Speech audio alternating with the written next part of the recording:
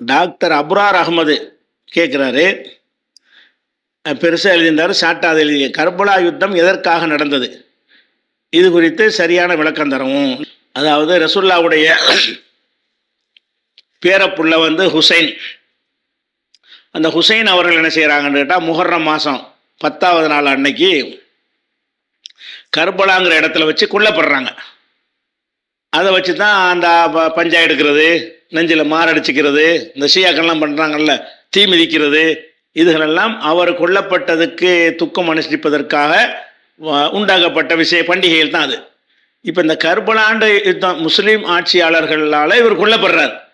அப்போ கர்பலா யுத்தம் எதுக்கு நடந்துச்சு, இவர் என்னத்துக்காக வேண்டி சண்டைக்கு போனார், அல்லது இவர் பக்கம் நியாயம் இருக்குது அவர் பக்கம் நியாயம் இருக்குதா என்ன, அதுதான் அவருடைய கேள்வி.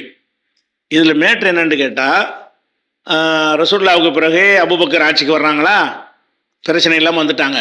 உமர் ஆட்சிக்கு வந்துட்டாங்க, உஸ்மான் ஆட்சிக்கு வந்துட்டாங்க, அலி ஆட்சிக்கு வந்துட்டாங்க. உஸ்மான் ஆட்சி வர்ற வரைக்கும் எந்த பஞ்சாயத்தும் இல்லை. அலி அவர்கள் ஆட்சிக்கு வரும்போது தான் பஞ்சாயத்து வருது. இப்படி ரெண்டா சமுதாயம் பிரியுது. ஒன்று உஸ்மானை கொலை செஞ்சது அலி தான் அப்படின்னு ஒரு சாரார், இல்லை அலி கிடையாது பொதுமக்கள் தான் கொண்டாங்கன்னு ஒரு சாரார். அப்படிங்கிறதுனால அலி தலைமையில் ஒரு திரண்டவர்கள் அது ஒரு தனி ஆட்சி மாதிரி ஆக்கிக்கிட்டாங்க. முஆவியான்னு ஒருத்தர் இருந்தார். முஆவியான்னா அபு சுஃபியானுடைய மகன், ரசூலுல்லாவுடைய மைத்துனர், உம்மு ஹபீபாவுடைய சகோதரர். முஆவியா என்ன செய்கிறாருன்னா, ஷாமில் சிரியாவில் டமாஸ்கஸ் இருக்குல்ல, அங்கே அவர் கவர்னராக இருந்தார்.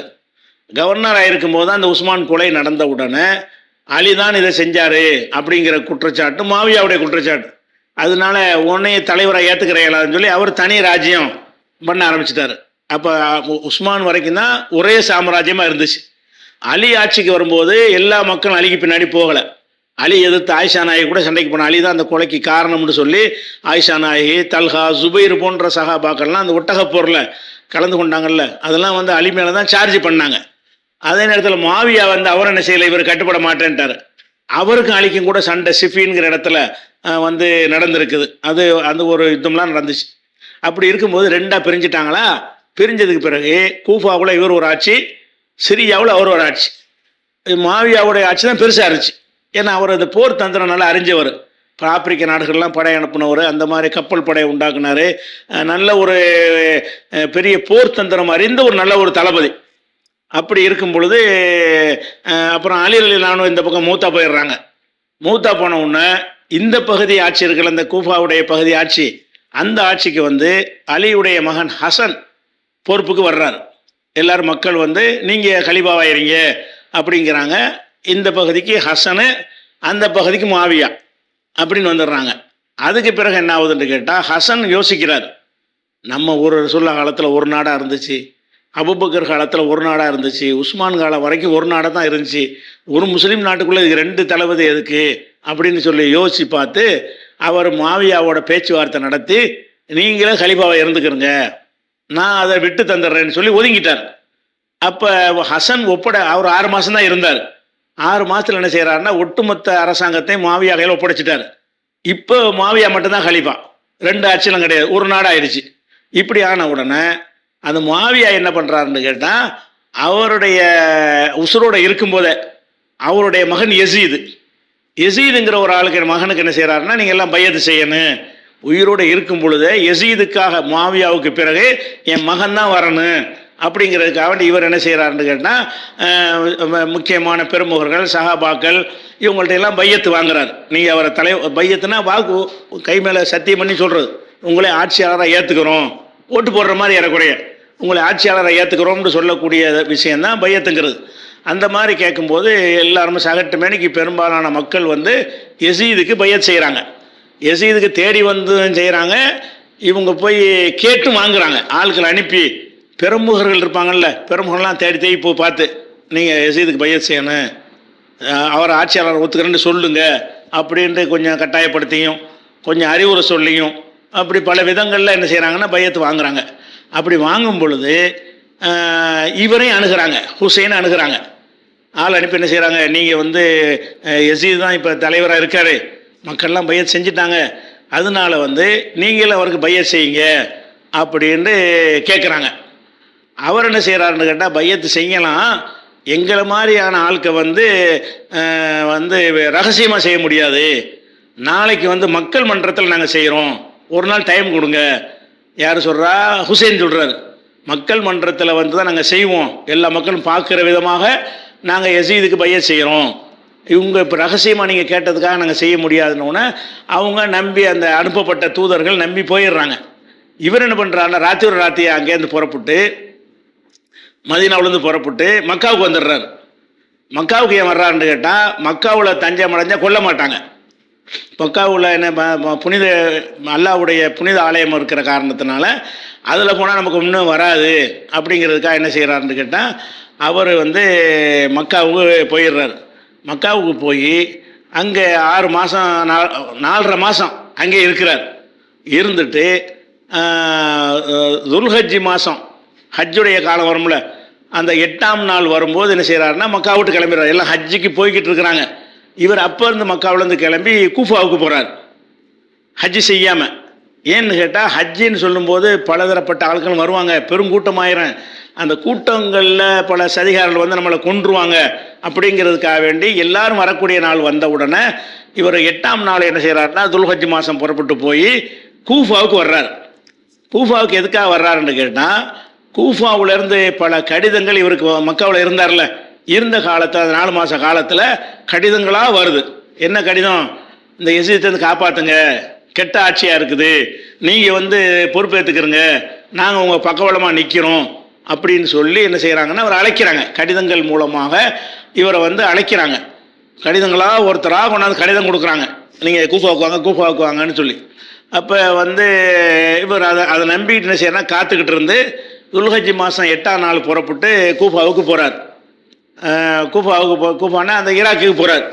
ஈராக்கு போன உடனே அப்போ என்ன செய்யணும், இது வந்து யசீதுடைய வகைராக்கள் தெரியுது. இவர் பையத்தும் பண்ணாமல் மக்காவில் தலைமறைவாக இருக்கும், ஒன்றுமே அவங்கள செய்யலை. ஏன்னு கேட்டால் அவர் பையத் செய்யட்டாலும் பரவாயில்லை, எதிர்க்காமல் இருந்தாலே போதும்னு விட்டுட்டாங்க. அப்புறம் என்ன செய்யணும், இவர் கூஃபாவுக்கு போகிறாரு. கூஃபாவில் பெரும் கூட்டம், இவருக்கு பக்கம் திரள்றதுக்கு வாய்ப்பு இருக்குது அப்படின்ற உளவு தகவலை வைத்து என்ன செய்கிறாங்கன்னு கேட்டால், அவங்க வந்து ஒரு சுமார் 12,000 பேர் கொண்ட ஒரு படையை அனுப்புகிறாங்க. எங்கள் ஈராக்குக்கு கூஃபாவுக்கு அனுப்புகிறாங்க. எதுக்காக வேண்டி, இந்த ஹுசைன் வந்து அவர் பெரிய கூஃபா மக்களே அவரோட நிற்கிறாங்கன்னு அவங்க நினச்சிக்கிட்டாங்க. ஏன்னா அப்படி தான் அவங்க கடிதத்தில் நான் நம்பிக்கை விட்டுருந்தாங்க. கூஃபாக்காரங்க என்ன செஞ்சாங்க, நம்பிக்கை விட்டுருந்தாங்க, நீங்கள் வந்தீங்கன்னா உங்கள் பின்னாடி நாங்கள் நிற்போம்னா என்ன, எதிர்த்து நம்ம போராடுவோம்னு சொல்லி. இவர் என்ன செய்கிறாரு, நம்ம போனோம்னு சொன்னால் ஒரு அவங்க 12,000 இருந்தால் நம்ம ஒரு 12,000 பேர் இருப்போம், கூஃபா மக்கள்லாம் நம்ம பின்னாடி திரளுவாங்க அப்படின்னு சொல்லி இவர் அங்கே போகிறார். இவங்களும் அதை நம்பி தான் பெரும்படை இறக்குறாங்க. இது ஹுசைன் மட்டும்தான் அவ்வளோ பெரிய படை தேவையில்லை. 12,000 பேர் யார் தலைமையிலன்னு கேட்டால், சாத் இப்னு அபி வக்காஸ், இந்த 10 நபித்தோழரில் இருக்கிறார்ல, அவருடைய மகன் உமர் இப்னு சாத் இப்னு அபி வக்காஸ், அவர் யசீதுடைய இதில் தளபதியாக இருக்கிறார். அவர் தலைமையில் தான் ஒரு படையை அனுப்பி யுத்தம் செய்வதற்காக வேண்டி ஒரு படையை அனுப்புகிறாங்க அந்த கூஃபாவுக்கு, ஈராவுக்கு. இவரும் போகிறார். போனால் கூஃபாக்காரங்க ஊர் பைய இவருக்கு பின்னாடி வரல. ஒரு பழமொழி கூட அல் கூஃபி லா யூஃபிமாங்க, கூஃபாக்காரன் வாக்கு நிறைவேற்றினது கிடையாது, பொய் வாக்கு கொடுப்பாங்க அப்படின்னு சொல்லி அந்த ஊருக்கே ஒரு பழமொழி இருக்குது. அந்த கூஃபாக்காரங்க யாருமே இவருக்கு வரலன்ற உடனே அந்த கர்பலாங்கிற இடத்துல தான் போயிட்டு இருக்கும்போது வழிமறிச்சிடுறாங்க. வழிமறிச்சோம்னு சொன்னால், இவரோட போனது யாருன்னு பார்த்தீங்கன்னு சொன்னால் வெறும் 72 பேர். ரசூலுல்லாஹ்வுடைய பேரப்புள்ள, இவர் பக்கம் நியாயம் இருப்பதாக மக்கள் விளங்கி இருந்தாங்கன்னு சொன்னால் எத்தனை பேர் போயிருக்கானே, ரசூலுல்லாஹ்வுடைய பேரப்புள்ளங்கும் போது அம்புட்டு சமுதாயம் பின்னாடி திரண்டிருக்கணும். அப்படி திரளலை, வெறும் 72 பேர், எல்லாம் அவர் குடும்பத்து ஆளுக்கு தான். எல்லாம் யார், அவர் குடும்பத்து ஆளுக்கு. இன்னும் சொல்ல போனால் இப்னு உமர் இருக்கார்ல, இப்னு உமர் யசீது பக்கம் நிற்கிறாரு. உதாரணத்துக்கு சொல்கிறேன், எப்படிப்பட்ட சஹாபாக்கெல்லாம் நின்றாங்கன்னா, இப்னு உமர், ஜாபிர் இப்னு அப்துல்லாங்கிற சஹாபி, அபு சயீத் அல் குத்ரிங்கிற சஹாபி, அப்துல்லாஹ் இப்னு ஜுபைருங்கிற சஹாபி, அனஸ் ரலியல்லாஹு சொல்கிறோம்ல அனஸ் அவர்கள், அதே மாதிரி அப்துல்லாஹ் இப்னு அம்ர் இப்னு ஆஸ் அவர்கள், சஹல் இப்னு சஅத் அவர்கள், அபூபக்ரா பின் ஹாரிஸ் அவர்கள், இக்ரிமா பின் அபுஜஹலுடைய மகன் இக்ரிமா, அவர் ரசூலுல்லாஹ் காலத்தில் இஸ்லாத்துக்கு வந்துட்டார். அவர், ஹாரித் பின் ரபி, மிஸ்வர் பின் மஹரமா, இவங்க எல்லாருமே அன்னைக்கு இருந்த எஞ்சிய சஹாபாக்கள் அம்புட்டு பேரை யசீதுக்கு பையத்து பண்ணுறாங்க. பையத்து பண்ணி இவருக்கு அறிவுரை சொல்கிறாங்க, நீங்கள் வந்து தேவையில்லாமல் வர்றீங்க, ஒரு ஆட்சி அமைஞ்சு போச்சு, அதில் வந்து நீங்கள் குழப்பத்தை விளைவிக்கணும், ஃபித்னாங்கிறது மார்க்கத்தை தடுக்கப்பட்டிருக்கிறது, நீங்கள் திரும்பி போங்கன்னா இவருக்கு அட்வைஸ்லாம் பண்ணுறாரு, இப்னு உமர்லாம் பண்ணுறாரு. இப்னு அப்பாஸும் அவரோட நிற்கலை, அவர் நெருங்கிய சித்தப்பாவுடைய பிள்ளையாராக இருந்தாலும் இப்னு அப்பாஸ் கூட இல்லை. இவரோட நின்றவர்லாம் யாருன்னு கேட்டால் சஹாபிகள் இல்லாத இவருடைய குடும்பத்தை சேர்ந்த ஒரு 18 பேர், இவருடைய நண்பர்கள் அப்படின்னு சொல்லி மொத்தம் ஒரு 72 பேர் தான். அப்போ ஒரு 72 பேர் அந்த அந்த சமுதாயத்தில் இவர் பின்னாடி நிற்கிறார்கள், ஒட்டுமொத்த மக்களும் அவருக்கு எதிரணியில் நிற்கிறார்கள் என்று சொன்னால் அதில் என்ன விளங்குன, இவருடைய செயல் வந்து மார்க்கத்துக்கு உகந்ததாக மக்கள் கருதலை. இல்லாட்டி ரசூலுல்லாஹ்வுடைய பேரனை விட்டு கொடுப்பாங்களா? இவர் செஞ்ச வேலை என்னன்றா, இப்போ தான் ஒரு அண்ணங்காரர் இருந்து எல்லாத்தையும் உண்ணாக்கிட்டு போயிட்டார். ஹசன் இருந்து என்னுடைய ஆட்சி நீனே வச்சுக்கேன்னு கொடுத்துட்டு ஒரு அழகான ஒரு சமுதாயமாக உண்டாக்கிட்டு போயிட்டார். ஆட்சியாளர்கிட்ட 1000 தவறு இருக்கலாம், அதுக்காக வேண்டி இன்னொரு ஆட்சியை உண்டாக்குறதுன்னு சொல்லி படையெடுத்து வருவது, அது ரத்தம் சிந்துவது, இதெல்லாம் வந்து ஏற்ற காரியம் இல்லை, ஹுசைன் செஞ்சது சரியில்லை அப்படின்னு யசீதுக்கு பிறகு, அதாவது மாவியாவுக்கு பிறகு யசீத் மகன் ஆட்சி வர்றதுன்னு அப்படி வாதம் வச்சாங்கன்னு சொன்னால் இவரும் அத்தனை கேட்குறாரு. இவர் அலிக்கு பிறகு தானே பாப்பா பிறகு தானே மகன் கேட்குறாரு. அதே கான்செப்ட் இங்கேயும் இருக்கிறது. அப்போ தாப்பான பிறகு மகன்கிற ஒரு விஷயம் வந்து அலிக்கு பிறகு இதுக்கு ஹசன் ஆட்சியாளராக வந்தார். இது வந்து அந்த அது அப்படி ஏற்கப்பட்டு இருந்திருக்கு, இவரும் செஞ்சிருக்கிறாரு. இன்னும் சொல்ல போனால் இவங்க தான் முந்தி செஞ்சவங்க. அலி அவர்கள் வந்து அலிக்கு பிறகு ஹசனை கலிபாக்குனாங்கல்ல, தந்தைக்கு பிறகு மகன், அந்த விஷயத்தை ஃபஸ்ட்டு செஞ்சது இங்கே தான் செஞ்சாங்க. அதை பார்த்தா யசீதுக்கு முஆவியா செய்கிறார். அப்போ அது மகனை ஆட்சி கொண்டு வந்துட்டார் என்பதை ஒரு குற்றமாக சொல்ல முடியாது. சொன்ன 2 பேர் மேலேயும் சொல்லணும், அதை இவரதை செஞ்சார் அவரை செஞ்சார்னு சொல்லணும். அப்போ ஹுசைன் என்ன பண்ணார்னு கேட்டால், கூஃபா மக்கள்லாம் திரண்டாங்கன்னா அது அவங்க வாப்பா காலத்தில் எப்படி கூஃபா தனி நாடாக இருந்துச்சோ, முஆவியாவை கட்டுப்படாமல் அப்படியான ஒன்று ஏற்படும் என்ற ஒரு நம்பிக்கையில் ஏற்படும் இருந்தாலும் போயிருக்கக்கூடாது. ஏன்னா வேணான்னு சொல்லி ஹசன் ஒப்புதல் கொடுத்து அவர் பெரிய காணிக்க பரிசெல்லாம் கொடுத்து பாதுகாப்புலாம் கொடுத்து கண்ணியப்படுத்தி ஹசனை வந்து அனுப்பி விட்டுருவார் முஆவியா மதீனாவுக்கு, நல்லா உபசரிப்பார். அது அந்தளவுக்கு நீங்கள் நல்ல ஒரு சமுதாயத்தை ஒன்றுபடுத்திட்டீங்க. அப்படியெல்லாம் செஞ்சு இருக்கும் பொழுது இவர் ஹுசைன் என்ன பண்ணுறாருன்னு கேட்டால், எவனா கடிதம் போட்டாங்கிறதுக்காக வேண்டி நான் போய் இப்போ இந்த ஆட்சியை மாற்ற போகிறேன், இந்த ஆட்சியை மாற்ற போகிறேங்கிற விஷயம் ரசூலுல்லாஹ் பேரராக இருந்தாலும் மக்கள் ஒத்துக்கல.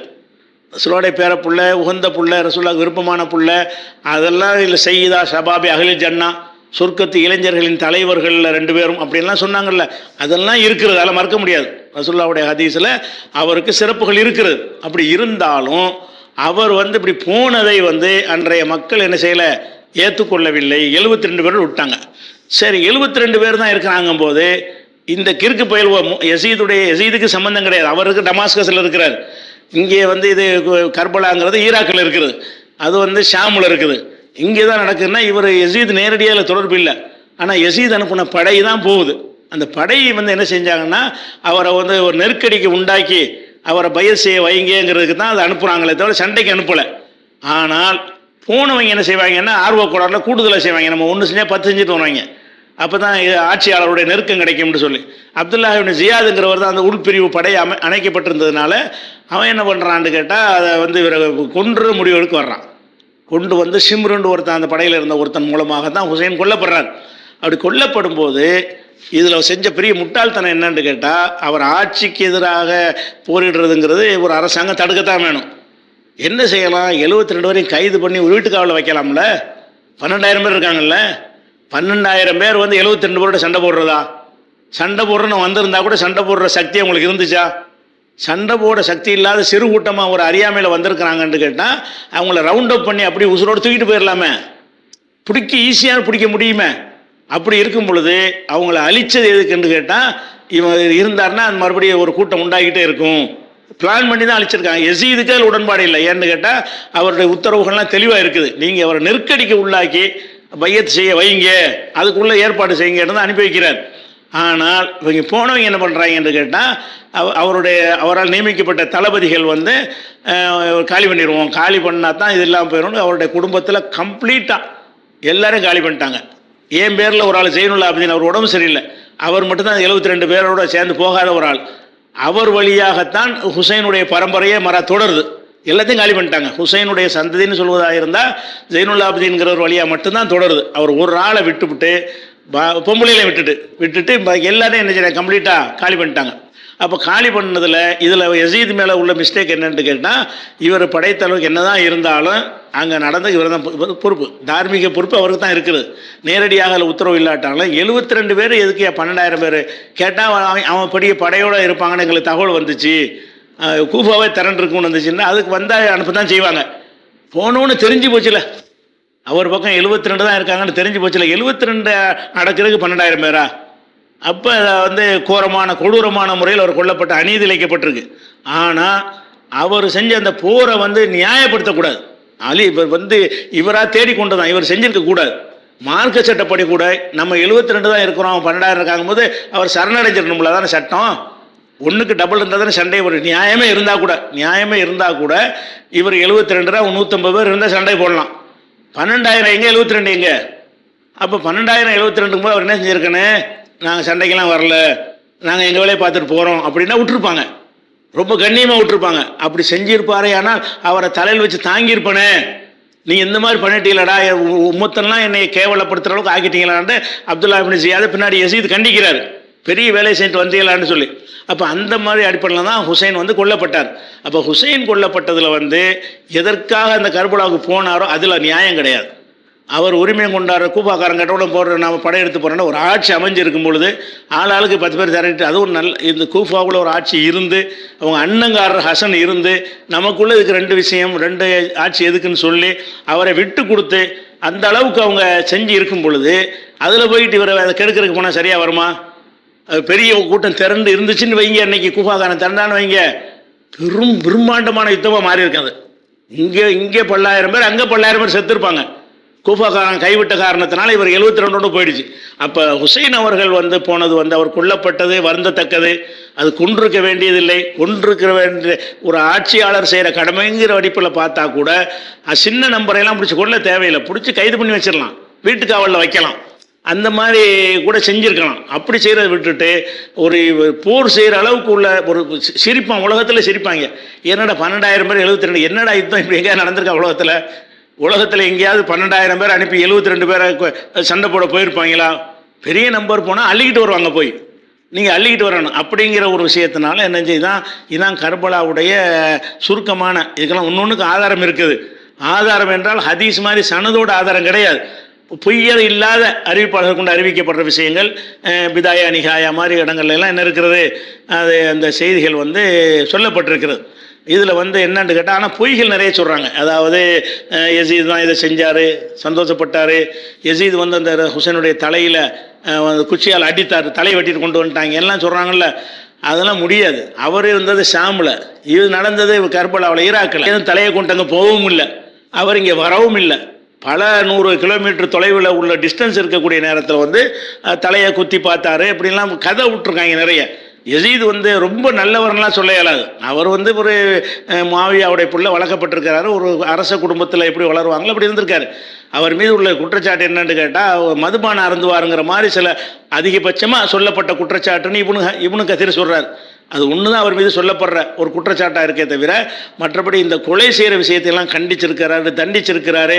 இவன் செஞ்ச வேலையினால் எனக்கு பெரிய பாரதூரமான விளைவுலாம் ஏற்பட்டுருச்சு அப்படின்னு சொல்லி நினைஞ்சிருக்காரு, வருத்தப்பட்டிருக்காரு என்று சொல்லி இப்னு தைமியா போன்றவர்கள், இப்னு கதீர் போன்றவர்கள், கடந்த காலத்து அறிஞர்கள் எல்லாருமே என்ன செய்கிறாங்கன்னு கேட்டால் நிறைய பொய்கள் சொல்கிறாங்க. இது இப்படி ஒரு சம்பவமே நடக்கலை அப்படின்னு சொல்லி அபு மிஹடஃப்னு ஒருத்தன் அந்த ஷியாக்களுடைய ஒரு ஆள் அறிவிப்பாளர், அவன் தான் இதெல்லாத்தையும் இந்த கதையெல்லாம் கட்டி விட்டவன். அப்போ தப்ரீல் நூலில் இதெல்லாம் இருக்குது, அவரை பற்றி உள்ள யசீதை பற்றி உள்ள விஷயங்கள். ஆனால் யசீத் பெரிய நல்லவர்லாம் கிடையாது. ஆனால் ஆட்சியில் நல்லவங்க கெட்டவனையை பார்க்க முடியும். ஒரு ஆளுங்கில் ஒரு ஆட்சி அமைஞ்சிருச்சுன்னு சொன்னால் அதில் தான் இருக்கணும். 100% உள்ள ஆள் தான் வரணும்னு எதிர்பார்க்க முடியாது. அதனால ஒரு ஆட்சி யசீதுக்கு பிறகு மாவியாவுக்கு பிறகு யசீதை மக்கள் ஏற்றுக்கிட்டாங்கல்ல, பெரிய பெரிய சகாபாக்கெல்லாம் ஏற்றுக்கிட்டாங்கல்ல. ஆனால் திறமையான ஆள் மாவியா மாதிரி யசீதும் திறமையான ஆள், சூப்பராக ஆட்சி பண்ணார். உலகத்துக்கெல்லாம் ஒரு கதி கிளங்குற அளவுக்கு ஒரு வலிமையான சாம்ராஜ்யத்தை தான் யசீதுன்னு உருவாக்கினார். அதுலாம் மாற்றுக்கிறத மாவியா போலவே தான் அவர் அதுக்கு பயிற்றுவிக்கப்பட்டார். ஆனால் பர்சனல் வாழ்க்கையில் சில தப்புகள் இருப்பதாக அது விமர்சனங்கள் இருக்குது அவர் மேலே. அந்த மதுபானம் அருந்துவாருங்கிற மாதிரி அவ்வளோ பிடிப்பாக இருக்க மாட்டாருங்கிற மாதிரி ஒரு குற்றச்சாட்டு இருக்கே தவிர, இந்த கொலை விஷயத்தில் அவருடைய ஆளுக்கு தான் செஞ்சாங்க. ஆனால் அவருக்கு போட்ட உத்தரவு வேறு, இதுதான் அதனுடைய சாராம்சம். அதனால் இதை வச்சு என்ன செய்கிறாங்கன்னா, ஹுசைன் அது ரத்தத்தை சொன்னால் வளரலாம்ல, அதை வச்சு ஷியாக்கள் என்ன பண்ணுறாங்கன்னா அந்த ஈசா நபியை வச்சுக்கிட்டு இவங்க வளர்கிற மாதிரி ஹுசைனை வச்சுக்கிட்டு நம்ம வளருவோன்னு நினைஞ்சாங்க. அதுக்கு பிந்தி தான் இந்த ஷியாக்கள் வளர ஆரம்பிக்குது. இந்த ரத்தத்தை சொல்லி ரத்தம் சிந்தினார்னு சொன்னோன்னே ஒரு கூட்டம் கிறிஸ்துவ மார்க்கத்துக்கு போனாங்கல்ல, அந்த மாதிரி என்ன செய்கிறாங்கன்னா இவர் ஹுசைன் அவர்களை ஈசா மாதிரி ஆக்கிட்டாங்க. அதனால அது ஒரு வரலாற்று நடந்த ஒரு சம்பவம், அவ்வளவுதான். அதில் இவர் எதுக்கு போனார் அந்த வகையில் ஒரு நியாயம் கிடையாது. அவர் கொல்லப்பட்டது நியாயம் கிடையாது, வேறு வகையில் தான் அவங்க செஞ்சுருக்கணும். அது பேலன்ஸாக இருந்து கொண்டு அந்த முடிவு எடுப்பது தான். நம்ம இங்கே உட்காந்துட்டு பேசுகிறோம், பெரிய பெரிய சகாபாக்கெல்லாம் அன்றைக்கி இருந்தாங்களா, அவங்க ஏன் அப்படி நினைக்கல? ஹுசைனோட ஏன் போகல? யசீத் நீ தான் தலைவர்னு பைய செஞ்சாங்கன்னு என்ன அர்த்தம்? அவர்கிட்ட சில குறைகள் இருந்தாலும் அதுக்கு அன்ஃபிட்டாக இருந்தால் பண்ண மாட்டாங்கல்ல. அவர் ஃபிட்டான ஒரு ஆளாக இருந்திருக்கார். இந்த தலைமை தாங்குவதற்கு ஒரு தகுதியான ஒரு ஆள், நாட்டை பாதுகாக்கிறதுக்கு, வழிநடத்துவதற்கு, இராணுவத்தை கட்டமைக்கிறதுக்கு, அதுகளுக்கெல்லாம் உள்ள திறமை உள்ளவராக இருந்தாருங்கிற வகையில் தான் அந்த சஹாபாக்களை நினைஞ்சிட்டாங்க, யசீதை ஏற்றுக்கொண்டார்கள். சஹாபாக்களில் பெருமளவுக்கு அவரை எதிர்க்கலை, 1-2 பேர் தான் எதிர்த்துருக்குறாங்க. அந்த எதிர்த்தவங்க கூட ஹுசைனுக்கு பின்னாடி வரல. அதனால் இதான் அந்த கர்பலா சம்பவத்தை பற்றி. ஆனால் இதெல்லாம் ஒரு 10 நாளைக்கு பேச வேண்டிய விஷயங்கள். ஒன்றுக்கு ஆதாரத்தை வாசித்து டீட்டெயிலாக சொல்வதாக இருந்தால் அது ஒரு 10 நாளைக்கு சொல்ல வேண்டிய விஷயம். அந்த கேள்வி பதிலில் சொன்னது இவ்வளோ தான் சொல்ல முடியும்.